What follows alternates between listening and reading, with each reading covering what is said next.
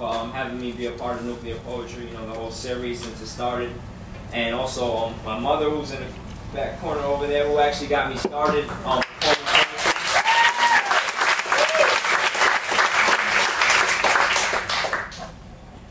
So I was going to do a couple new pieces tonight, but I figured it'd be more appropriate to do a couple pieces that I've been known for since I started this whole spoken word thing or whatever. So the first piece I'm going to do, I like to think of myself as an advocate. You know, I speak with people that don't normally have a voice, or a voice loud enough for others to hear. And people always ask me, so who are these people you write for? You know, so I wrote this piece to kind of address that question. And I want everybody to help me get started and ask me, who do you write for? Who do you write for? I write for all the street scholars who never need a school because they're self-educated. Gotta heal the pain, so they self-medicated, never seeing 40 acres. So we make self-reparations. It ain't stealing because they owe. And we're here to collect that debt. We need to come together, but the plan to unite, we neglect instead. I write for those complaining about a 9 to 5, when you got single mothers like mine, raising 3 kids between ages 9 and 5, and still working 9 to 5. Some working 2 jobs, working 12 to 8 in the morning, busting their ass to make sure the kids got something to eat in the morning. This is for the next Malcolm X or Dr. Martin Luther King, sitting in class somewhere upstate in the Bing.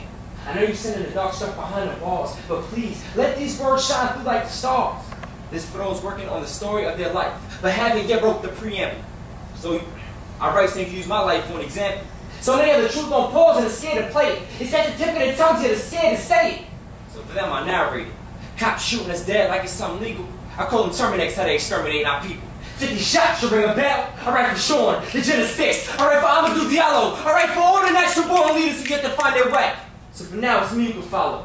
I write for the ignorant. Those who close-minded to understand what I spit. Shit, I still speak for the hell of it.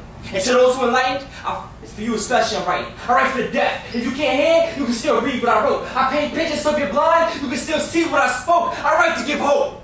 Hope to those who may be struggling from day to day, almost of all. I write for those who may feel this way. You just can't come up with the words to say. That's what I write for.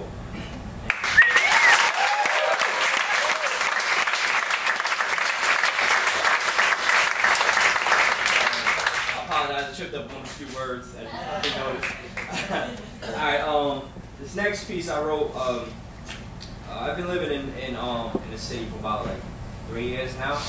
And around the time when probably a year prior to that, I left my mother's house, you know, went out on my own, and it was like a rough year, you know what I'm saying, out from place to place, and always have a place to stay, to know where I was going to be sleeping from night to night, whatever, and I finally got into the city, got settled in my little apartment, and it was the first time in a year that I actually got to sit down and write, and I wanted to, like, challenge myself, step out of my element, and write about something that I didn't normally write about.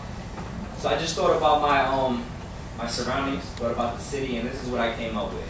It's called Love on the Way to the 6 Train.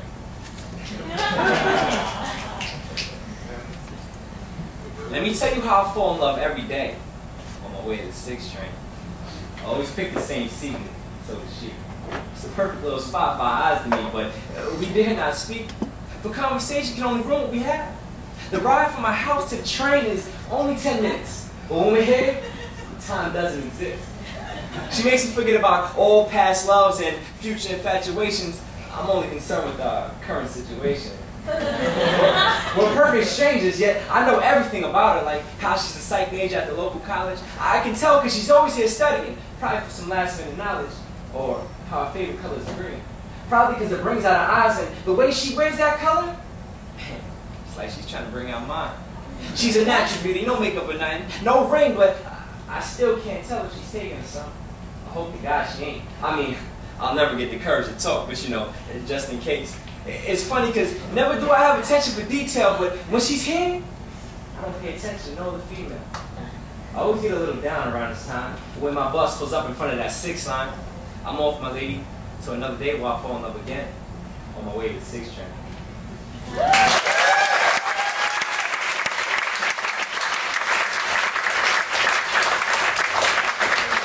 I'm doing one piece, but before I do that, I just want to let everybody know that I do have a CD for sale, my debut album that dropped this past February. And there's no set price, just asking donations. you know. So and it's more than me just reciting poems on a CD. It's a little more creative than that. I put a lot into it. So if you're willing to support, please do. All right, this last piece I'm gonna do. Like I said before, I feel like I'm an advocate, you know, and I wrote this piece because I know this girl, you know, and she stutters like really bad, you know, to the point where it's almost impossible to have a conversation with her, and she has a lot of self-esteem issues because of that, and she does a lot of drugs. And I was talking to her one time when she was high, and I realized that she wasn't stuttering, you know, and I thought that was crazy, you know. And I wrote this piece as like my interpretation of what I feel she goes through, and this one's called Stutter.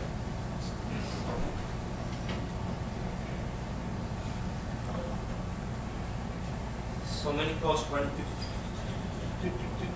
through my mind. I want to share them with her, but it's hard at times. I don't often speak, so when I do, I expect you to listen. It's like my mouth is this fortress, and my brain is the warden, confining my words to this prison. Cocaine is my escape. It gives me what I need to break free. The freedom is sharing utter, because when I'm high, I no longer speak with a stutter. I'm able to speak at will. Ask me to speak, I will. My words travel from conversation to conversation. The experience is worth more than any denomination. No need for your sediment. I love a drug because it separates me from my speech impediment. I love a drug and the drug loves me. But until you walk in my shoes, you can't judge me. Not until you felt my emotional pain. Without cocaine, there's no emotional gain.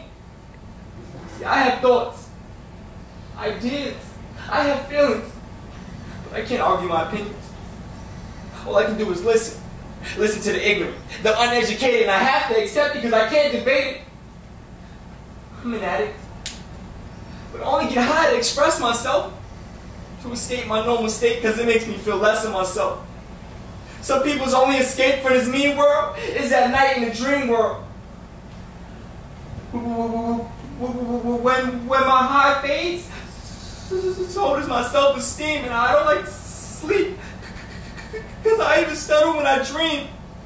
And to those who think it's not as bad as it seems, you're right. It's even worse. See, many people have two sides to a story, but for me, there's no gift. Just living with a curse. Thank you.